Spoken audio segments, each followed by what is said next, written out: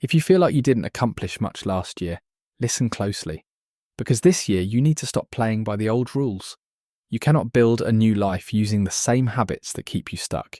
It didn't work then, and it won't work now. If you want a different result, you need a different protocol.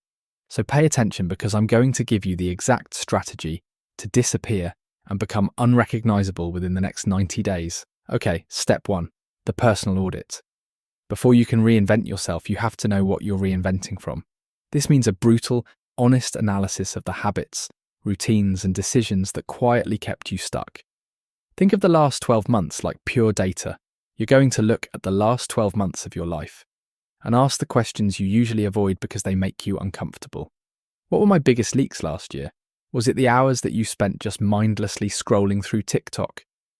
Or maybe for some of you, it was spending money on things you didn't need? If you want to save money or build a business this year, look at your bank statement. How much did you spend on the food, the clothes, the subscriptions, just to distract yourself from the fact that you weren't making progress? Or maybe it was your self-limiting beliefs that keep you stuck. Understand, these aren't just thoughts. They are the reason you are still in the same place you were a year ago.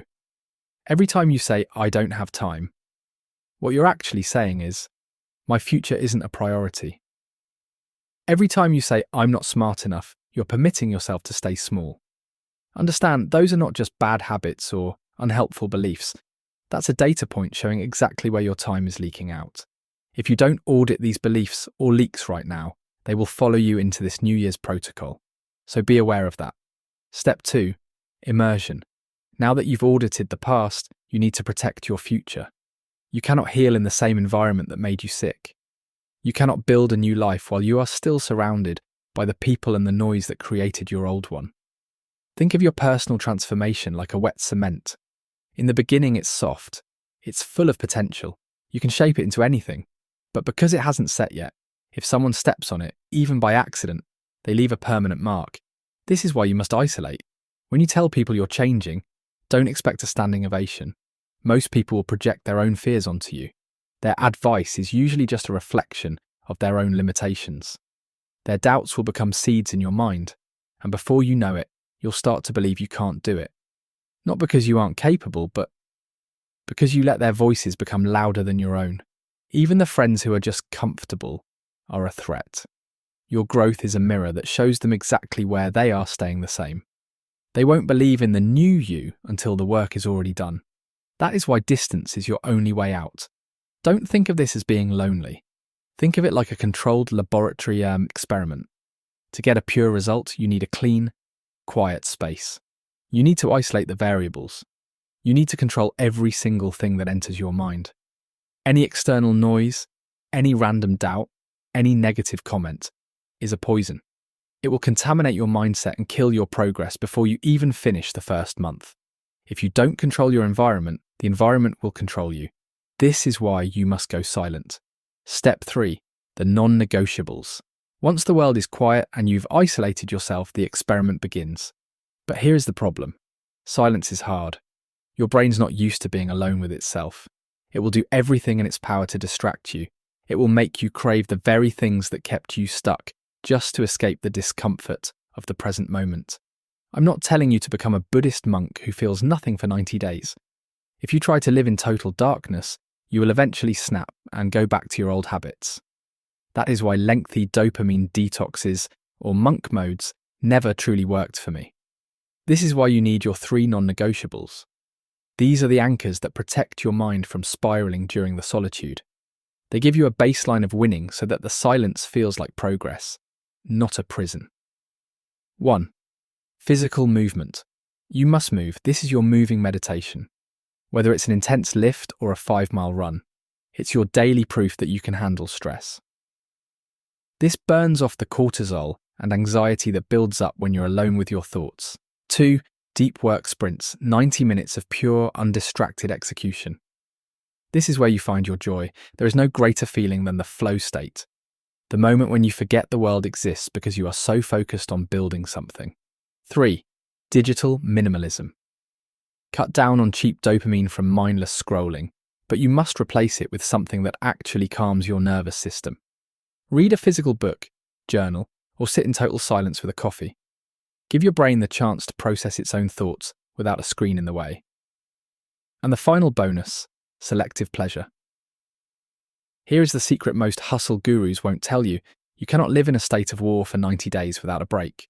If you try to be a robot, you will burn out by week 3. We are human beings. We naturally crave meaningful experiences and joy. To make this protocol sustainable, you must design selective pleasures. And I'm not talking of drinking, smoking, or watching porn to reward yourself for doing hard work. This isn't about going back to your old toxic habits.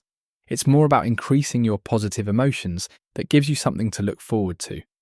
Occasionally, you need one activity that has nothing to do with productivity or goals. It could be a high-quality meal with no screens. It could be an hour of a hobby that makes you lose track of time, or even going out for coffee. It's not about to just endure these 90 days. It's still about enjoying the process of who you are becoming. By giving yourself permission to experience joy in a controlled way, you protect your mind from the bitterness of the grind. Step 4. Alignment. Once you start implementing these non-negotiables, focused entirely on the goals you've set for the next 90 days, whether that's fixing your finances, building a new body, or launching a side business, you will notice a strange shift. You'll enter a gap between who you were on day 1 and the person you need to be on day 90. You might feel like you've been doing the work for weeks, but the bank account hasn't changed yet, and the world hasn't noticed a thing. In this space, you will feel invisible. You'll feel like you're working for nothing. This is where your brain will try to sabotage you. It will beg you to go back to the noise, not because the noise was better, but because it was familiar. The only way to cross the bridge from who you were to who you are becoming is through total alignment. Alignment means that your beliefs and your actions are finally on the same page. Last year, you likely had a vision of the person you wanted to be. But if we looked at your daily habits, they likely told a completely different story. Maybe you said you wanted more money, but your habits were impulsive. Or maybe you said you wanted to be more confident, but you spent the year hiding. That's misalignment. When you finally align your beliefs with your actions, the war ends. You stop trying to be disciplined. The struggle disappears because you simply become a person of discipline. The 5 a.m. workout, the 90-minute deep work session, these aren't tasks on a to-do list. They are a true reflection of your new identity. When your actions become a mirror image of your deepest beliefs, you start to trust yourself again. You start to believe in your own potential, not because you finally have proof, the daily proof of doing what you said you would do. And the final step, the 90-day execution. Now, the strategy is in your hands, but remember, alignment without action is just a daydream. The next 90 days are not about a sprint to get as many things done as you can. No, they are about the repetitive execution of your new identity. You have the non-negotiables, you have the environment, you have the alignment. Now you just need to stay in the lab. Here's what's going to happen. The first 30 days are about friction. Your body and your brain will scream for the old noise. They will try to convince you that this new you is an imposter. Ignore them. This is just the old version of you that wants you back. Days 31 to 60 are about the void. This is the invisible phase we talked about. You're doing the work, but you can't see the results yet. This is where most people quit. But because you are aligned, you won't. You aren't doing it for the applause. You're doing it because it's who you are. Days 61 to 90 are about the compound. The habits that felt heavy on day 1 are now automatic. The discipline that used to be a struggle is now your baseline. This is the moment your bank account, your body, and your confidence finally catch up to your actions. When you look in the mirror on day 90, you won't see the person who started this transformation. You'll see someone who kept their word. If you follow these steps in this exact order, I truly believe you will become unrecognizable in the next 90 days. If you found value in this video, hit subscribe to Healthy Mind CEO and let me know in the comments if you are ready to lock in for the next 90 days.